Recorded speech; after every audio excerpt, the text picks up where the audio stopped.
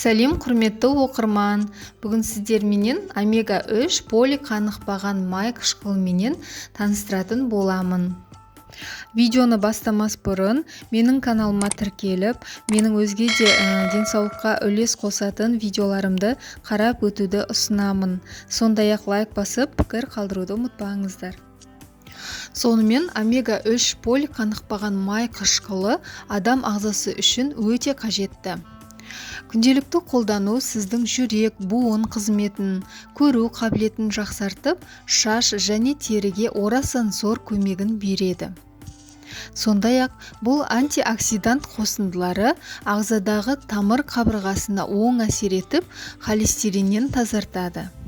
Ерте қартаюдың алдын алып, жүкті әйелдер үшін жатырдағы баланың миының қалыпты өсуіне әсер етеді.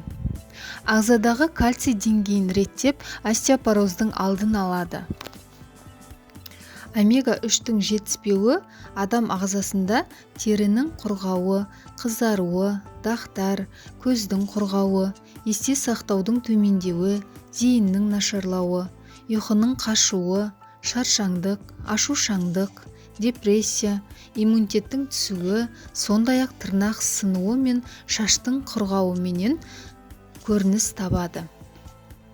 Омега-3 майлы және жартылай майлы балықта, зығыр, күнжіт тұқымдарында, грек жаңғағында, бұршақ, шпинат, брокколи және қауында кездеседі. Егер азық арқылы алу сізге мүмкін болмаса, қазіргі уақытта түрлі капсула түрінде шығарылып жатыр. Омега-3-ті таңертең D витаминменен бірге алған дұрыс. Ағзаңызға түсетін әрбір дәрумен, әрбір дәріні дәрігер кеңесінен кейін қабылдаған дұрыс екен, ұмытпаңыз.